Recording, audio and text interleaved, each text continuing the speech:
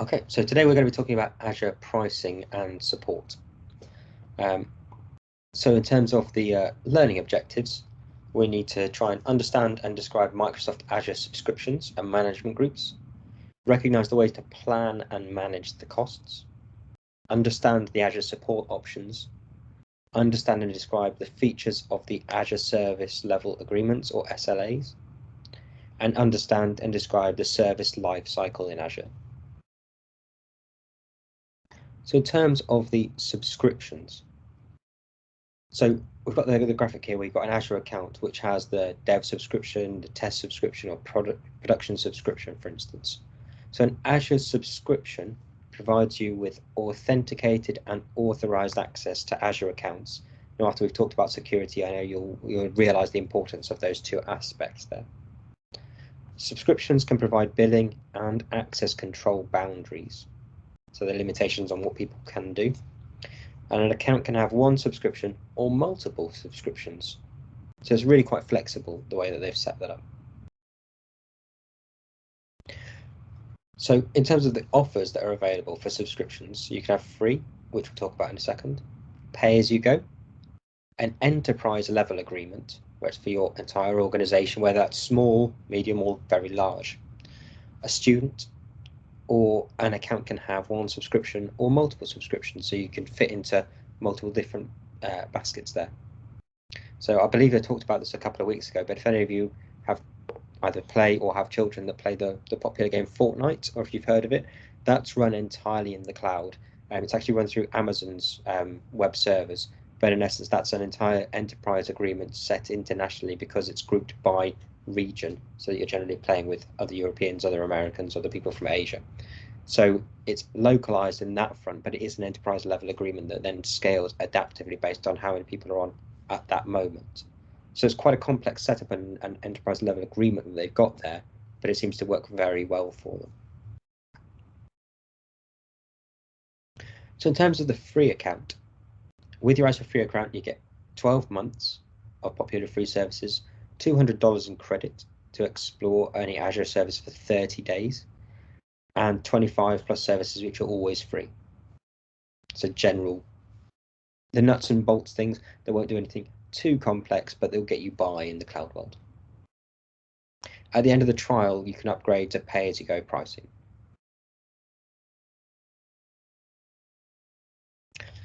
In terms of management groups, your subscription can be managed in multiple different ways through these groups. So you get management groups at the top with subscriptions, then you've got different resource groups, and then the resources that sit underneath those. So subscriptions inherit conditions applied to the management group at the top level, so all the conditions filter down from there. 10,000 management groups can be supported in a single directory. So you could go for a really, really widespread different setup to suit any organization generally. And a management group tree can support up to 6 levels of depth. So you can go even beyond individual resources or have intermediate layers be between these. So in terms of planning and managing costs, this is one of the things that's generally quite challenging. 3 main customer types on which the available purchasing options for Azure products and services are contingent are the enterprise, web direct, and cloud service providers. So if we go to the enterprise level first, enterprise customers sign an enterprise agreement with Azure that commits them to spending a negotiated amount on Azure services, which they typically pay annually. So it's just that whole 1 year setup. Here's an amount of money, and that's the services that we'll get for that amount of money. As soon as you burn up through that cash, you'll get a phone call very quickly, working out what you need to do next. Then you've got Web Direct. So Web Direct customers sign up for Azure through the Azure website. Cloud service solution providers typically are Microsoft partner companies that a customer hires to build solutions on top of Azure. Payment and billing for Azure usage occurs through the customer's cloud service solution provider. So the way this works, for instance, if you're an organization that needs a new customer resource management system, for instance, or some integrated software development that should work with Office 365 and manage lots of other things. So if you're a company that needs that and you don't have the tech team to do that or want to invest in that yourselves, then you go along to one of these cloud solution providers. So there are these dotted around all over the place, and quite a few of them in Birmingham over near the NEC and the airport. Actually, there's a bit of a tech hub over there. So these people are experts in Microsoft Azure and Microsoft Office 365 and Microsoft Dynamics as well as a development platform to build apps together for people that should just seamlessly integrate everything that's in the Microsoft ecosystem. So you go to them and you spec out what product you want them to build. They start building it and set it up in the cloud, but they don't just build it for you, they maintain it for you. And by maintaining it for you, you're paying them monthly or annually for a service level agreement, and they manage the Azure services and the cost of that for you. Now, there are multiple factors that affect cost generally. At their base level, we can think of them just in terms of the resource type, the services that are being offered, and the location. So in terms of the resource type, costs are resource specific. So if you're renting a very weak or not very powerful computer in the cloud, it's not going to cost you too much generally, as you might imagine. If you need lots and lots of computers to do lots of complicated jobs, then it's going to cost you more, as you might expect. So the usage that a meter tracks and a number of meters associated with a raw resource depend on the resource type. In terms of the services, Azure usage rates and billing periods can differ between enterprise, WebDirect, and CSP customers. Okay, maybe that the CSP that you're getting to develop an app for you can negotiate slightly better rates, or will know exactly what services you need and which you don't need to then try and save you money. Generally speaking, given their experience of working with the cloud, they're going to be able to find the best set of solutions and services that are on offer to solve a problem without overusing. And naturally, if we were just coding something up and doing our own software development project in-house as a small and medium enterprise, we're going to use too many different services and solutions because it's easier, but will cost more in the long run. Then there's location that affects cost too. So the Azure infrastructure is globally distributed, and usage costs might vary between locations that offer Azure products, services, and resources. Okay, although Azure is lots and lots of places across the world, it's not everywhere in terms of a local hub. It may be regionally dependent, but it's not everywhere. I came across this recently, not necessarily with Azure, but from an AWS perspective. So I was talking to a health company based in Indonesia, and they have access to lots of healthcare data, especially after COVID. They're trying to do advanced prediction of what's going on and verification that the practicing doctors who are authorizing medication and meeting patients are actually authorized doctors and practicing, and that they're not unlicensed or doing things outside of their remit because they have a potential fraud problem there.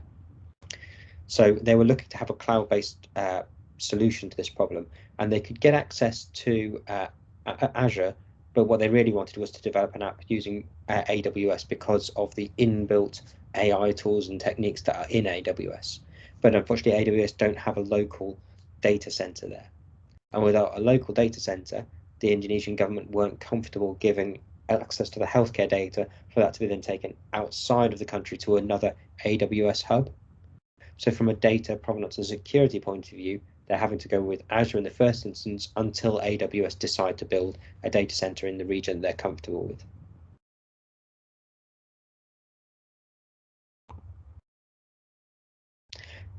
Now, in terms of billing purposes and the zones that affect that, we've got a bandwidth issue naturally. So this bandwidth refers to data moving in and out of Azure data centers. You may have heard of bandwidth if anyone's complaining about the internet speed, either at home or in the office. The amount of people that are trying to get data, you can imagine it like trying to shove too much water through a pipe. And water is the information that's going to or from a different area, and you can't get too much water in. You can only get what will actually fit in terms of the pipe. And if too many people are making requests of that, everyone's going to get less and less water coming out. It's going to be more like a sprinkler, and that's the bandwidth situation. So specifically for Azure, if we're thinking about it, bandwidth data moving in and out of Azure data centers, you've got some inbound data transfers are free, such as doing data going into Azure data centers. But for outbound data transfers, such as data going out of Azure data centers, pricing is based on zones. So if you to download your data and get it out of a data center, that costs you. It's free to put data into the cloud, but not to get it out. And the reason for that is they want to have a very efficient system for people to upload information and to be able to store it in there and manage it through the cloud and be restricted to that. As a business proposition, they don't really want people to be able to take everything out and move it to different cloud providers easily. They also don't want to have to spend on efficient infrastructure to move data out and make sure that the pipe works outwards as well as inwards. Okay, it's massively costly for them to set up a reliable and very, very fast internet connection to all of their data centers. Now, in terms of zones, there are 3 broad zones generally. So you've got West US, East US, West Europe, and others, all in Zone 1. Zone 2 being Australia, Central, Japan, West, Central India, and others, and then Zone 3 being Brazil, South. There's this DE Zone 1 as well, so you can break them up by sub-zones. So DE being Deutschland, including Germany Central and Germany Northeast.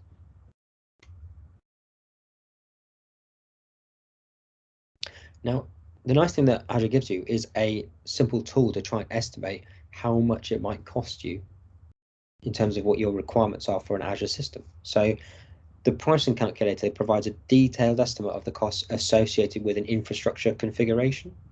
So if you know you're going for virtual machines in West US with Windows operating system in a standard tier with this kind of instance, so here we've got a setup with two virtual CPUs with 8 GB of RAM, 50 GB of temporary storage. So, you know, a reasonable computer, that's standard laptop spec now, 8 GB of RAM, 50 GB of temporary storage. So it's a relatively small hard disk, but you don't need to store that much information generally on the cloud like for this kind of a setup as a virtual machine. So that would be people being able to log in and remotely do their work from any device anywhere in the world.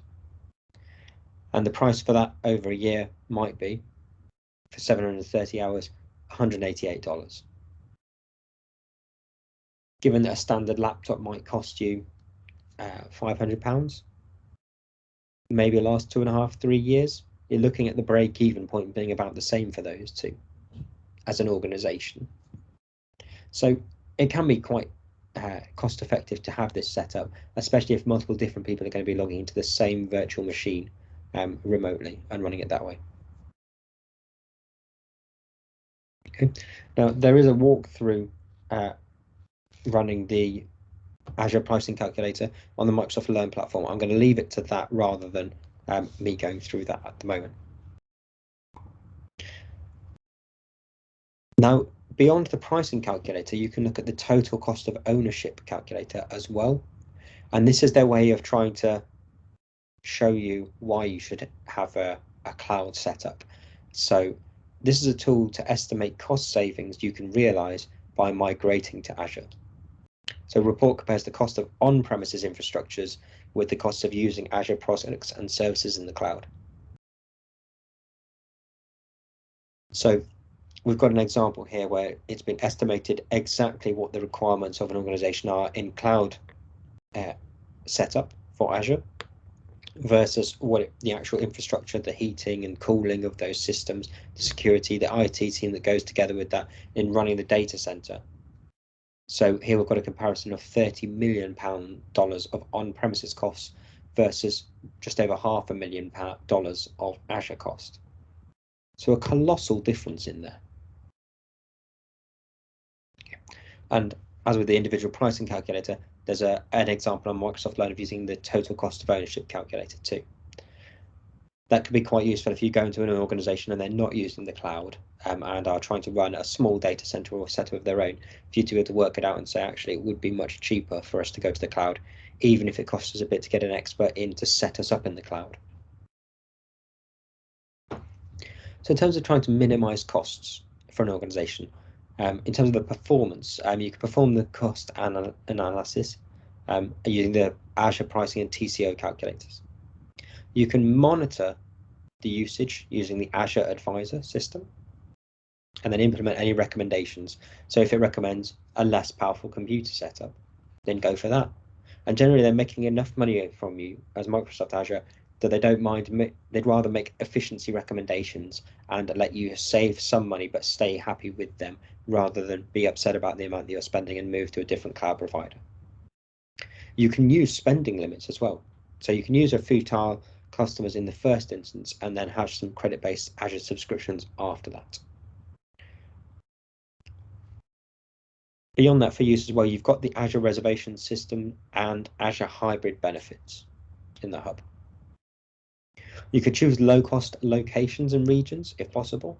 It may take slightly longer for a website to load if you're hosting it in a low-cost location that's not local to you, but if that's not a problem for you, if your customers won't mind waiting an extra second or two for a website to load, then that would be absolutely fine.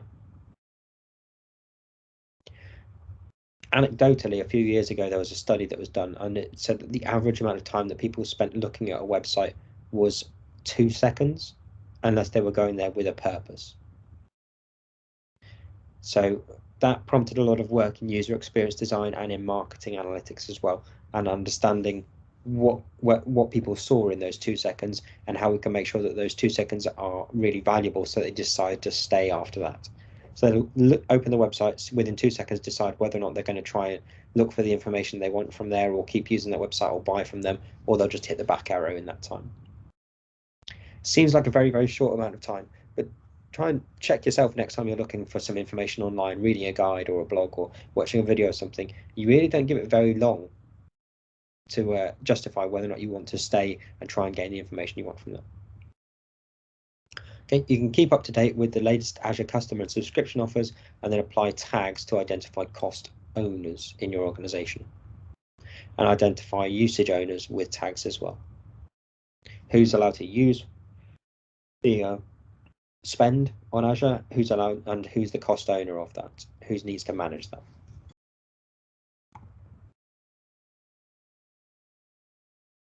In terms of Azure cost management, we've got the multiple different elements that are done through this. So reporting, we've got data enrichment, budgets, alerting, and recommendations all come together, and can come together in this neat little Azure cost management and cost analysis setup too.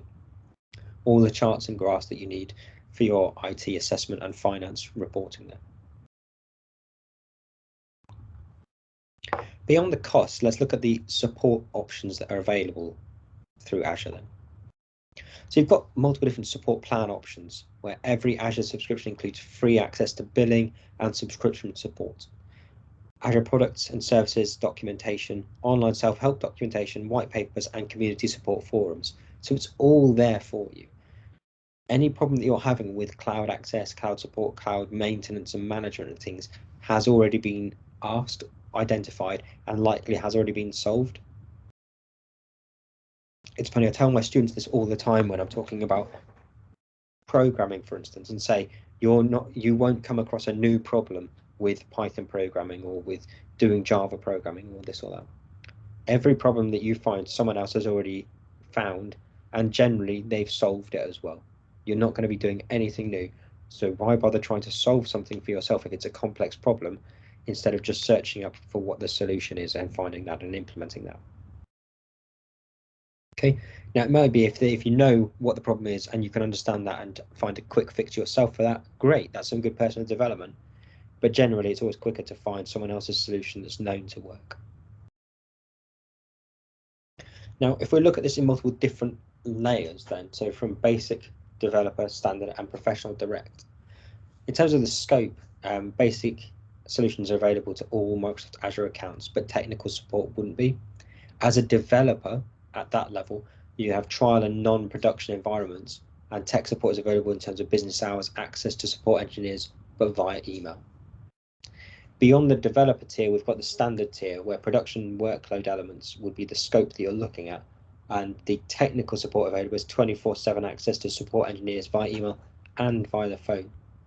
And that level of support in terms of technical requirements is also available to the professional direct all round the clock, every day, 24/7. And that's for business critical dependent systems. Now, there are alternative support channels available too that we need to highlight, and this goes beyond Microsoft's immediate reach. So you've got the Microsoft Developer Network, Azure Forums, Stack Overflow. Has anyone heard of Stack Overflow before? Yeah. 3, 2, great. Anyone else?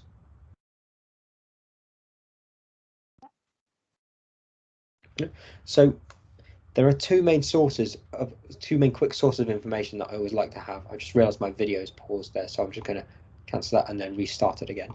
I don't know why it always pauses in the worst position possible. So two very quick sources of information that I, even as a associate professor in computer science, often refer to when I need to get information quickly. I don't know how to solve a problem. Wikipedia and Stack Overflow. Wikipedia for technical things and theoretical aspects and some of the maths. Stack Overflow is an incredible source of solutions, and it's just online and freely available.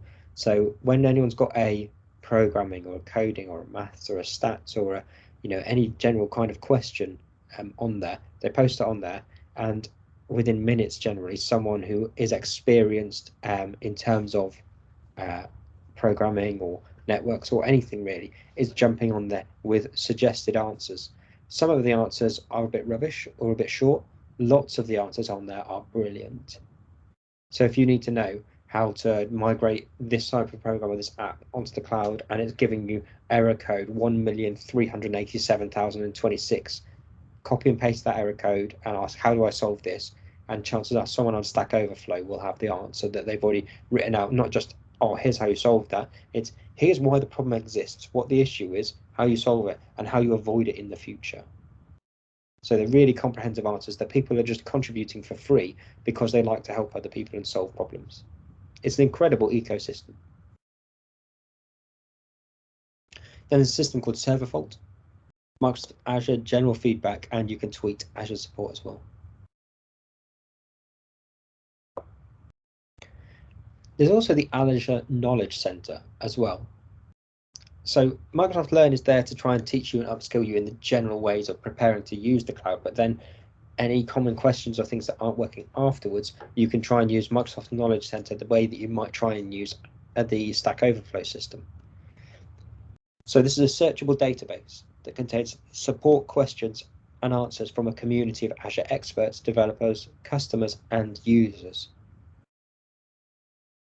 Okay, so you could just search by anything in there, filter by the product, and then get the information you need. And there's an example for how to do that on the Microsoft Learn platform. So moving on then to talk about service level agreements.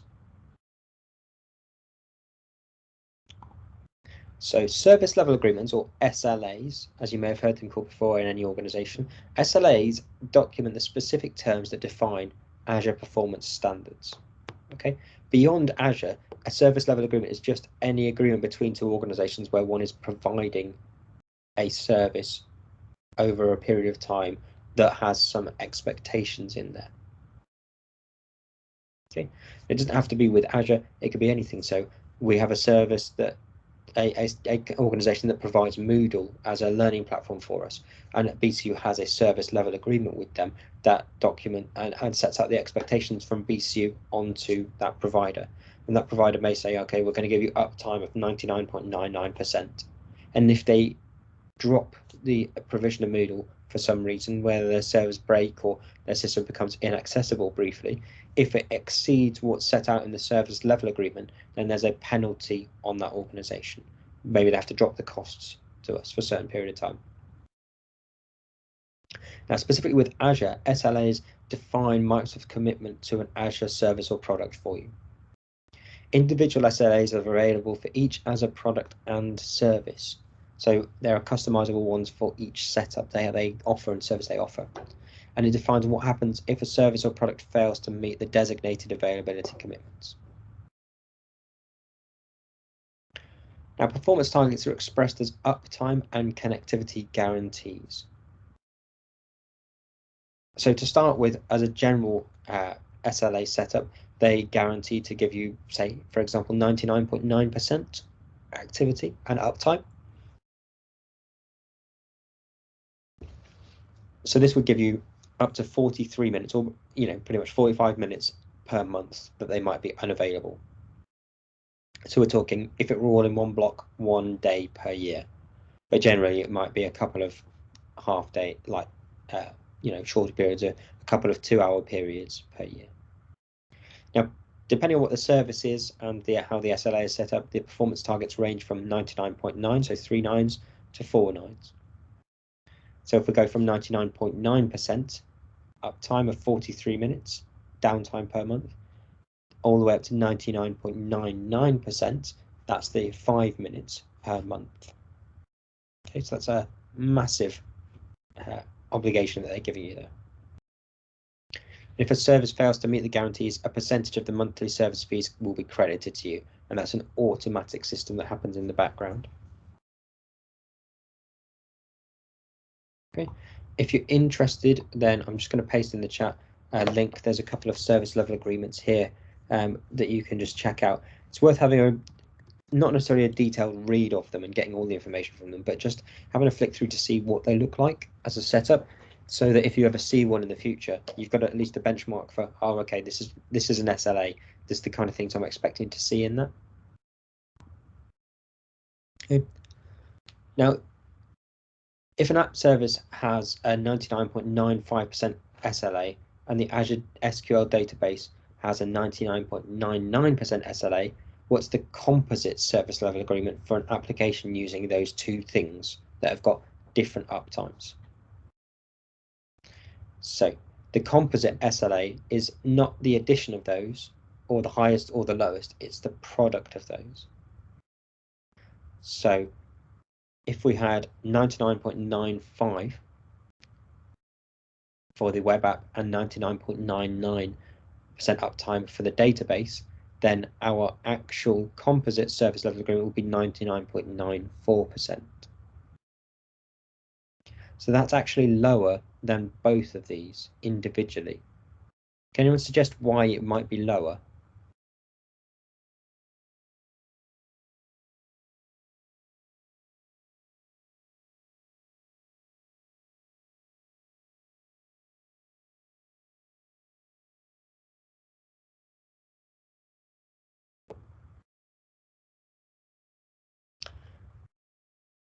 So it's based on the probability of things breaking, and they've tried to make sure that it's completely transparent in here when you've got composite setups.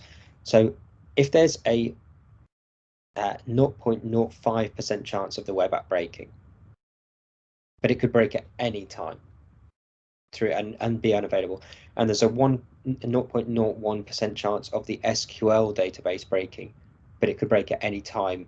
It may be that they're down at the same time, but it may be that they're down at different times.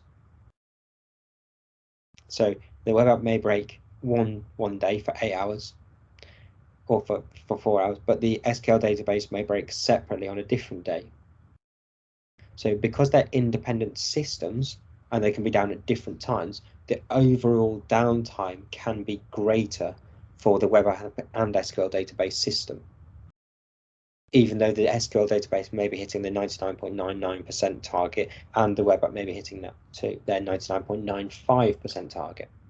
But because they're independent systems, the web app could be down, or the SQL database could be down, or just one of them individually at a time. So the total downtime can be greater than this 0.05%. Does that make sense? Or do you want me to explain that again? If you could, please. Thank you. Yeah, of course. So the standard, you might look at this and think, okay, a standard, I expect my web app to be 0.05% downtime and my database to be 0.01% downtime. So if we just generalize this and step back from the small numbers and go, okay, my web app could be down 2 days of the week. and my database could be down one day in the week, just for nice and easy. So we've got the web app and the database here. Now, the total downtime possible is 3 days per week, because the web app could break Monday and Tuesday, and the database could break on Wednesday. So my total downtime is 3 days, potentially. It's not... Sorry? Yeah, got it. Yeah, and that's easier to understand now. Yeah, easier when we've got the days of the week and the bit more reasonable numbers than 0.05 and 0.01. So the total downtime can be greater than the individual downtime for the web app or the individual downtime for the database, because they could be down on separate days. Okay, and they work out the composite service level agreement as just timesing these together. So if you've got 10 different services, then this number is going to start to fall more and more rapidly.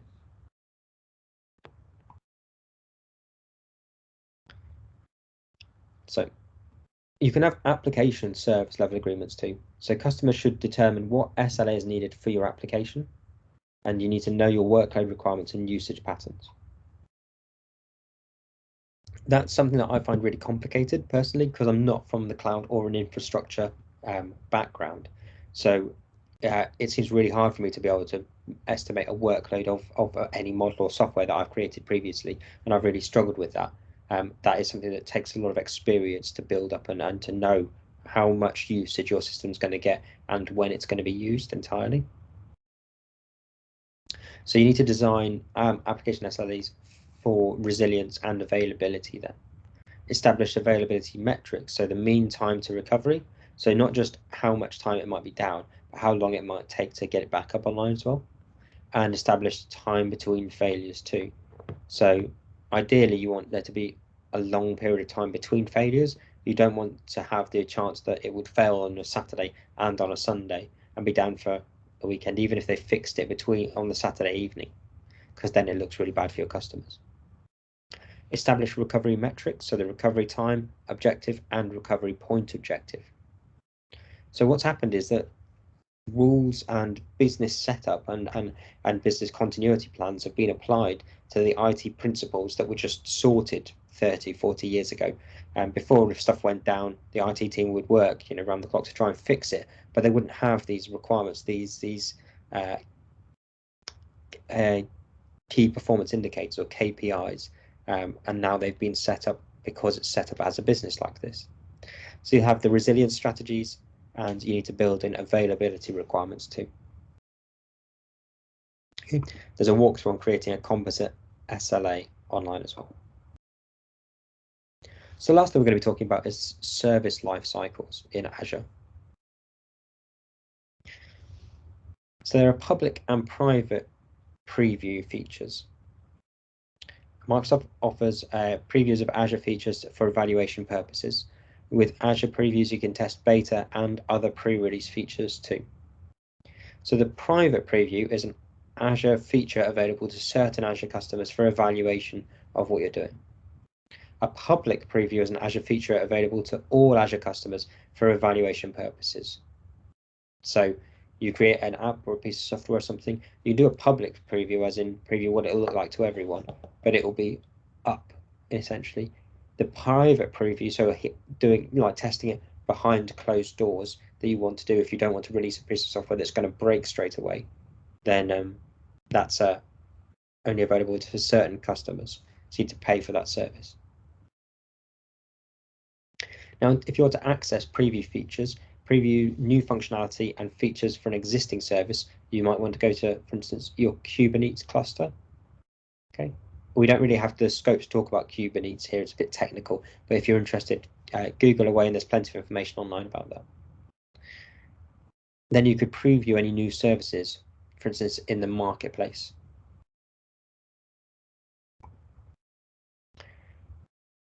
Now you could go through the Azure portal preview using this little smiley face there. So access the Azure portal preview, provide feedback on new features such as full screen blades, performance, navigation, notifications and accessibility improvements. And you can check out the portal feedback forum too, and to see what people have recommended there. In terms of general availability, new features are evaluated and tested. Feature bugs go through a life cycle of new, active, resolved, and fixed labels. General availability provides successfully tested features to all Azure customers, so everyone gets those. And Azure blog announcements is a good source of information to go and see what's going on in the recommendations there that people are giving in more detail. So we go from new to active to resolved to closed. Okay. Anyone who's worked with a reasonable IT team will recognize this kind of a process where you lodge an IT issue and it goes from a new to being active to having someone working on it, then they resolve it, then maybe you get an email a couple of days later to say, we've resolved it, it's now closed. If you need to reopen it, if it's regressed, then it'll move back to the active stage after you notify us.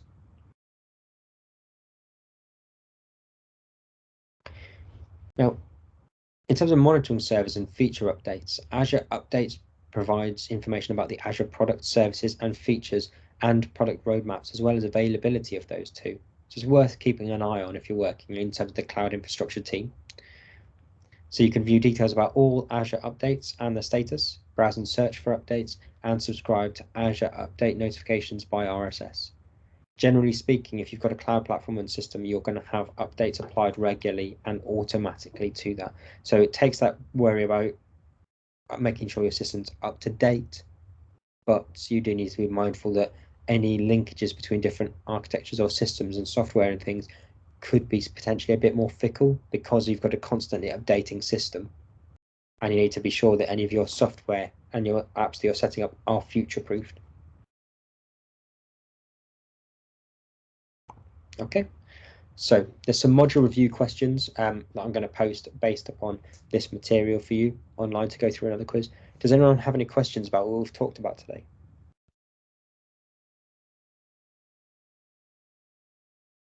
No, for me.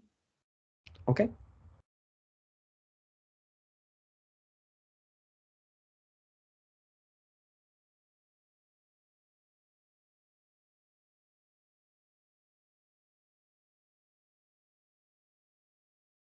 Okay, so what we'll do, there's still obviously plenty of people need to go through the knowledge check too, and there's probably, I'm guessing, a couple more Microsoft Learn activities for people to do. I'll just repost the links to 5 and 6, which will be today's and tomorrow's dedicated activities for people to work through. But don't worry if you need longer to go through those, we can allow more time. And I'm more than happy to push back the start of going through the Microsoft Excel material to make sure everyone's comfortable with all of those things. Okay, if you want to keep an eye on the Teams channel for the poll coming through for when we want to ask for the BCU team and the Microsoft team to do the proctoring of the AZ900 exam, that would be great, and contribute to that, or ask if there's specific other times or dates that outside of what I've asked for to look at. Okay. Beyond that, I said at the start, I've seen lots of blogs and been trying to give some feedback on those as they come in. If I haven't given you feedback on yours, please let me know. But otherwise, if I have given you feedback and you've made the adaptations, feel free to go on LinkedIn, post that. And once you've posted it, please drop a message in the general chat or let me know. And then I can share it and we can share each other's as well and just build up that network going there. Okay. Okay. Excellent. So I'll stop sharing my screen and close off the delivery element of today's session, and I'll be around in the chat if anyone's got any other questions, but otherwise feel free to work through the activities that I've shared. Thank you. Okay, thank you. Okay, thanks very much everyone, and get in touch if you've got any questions. Thank you. Thank you.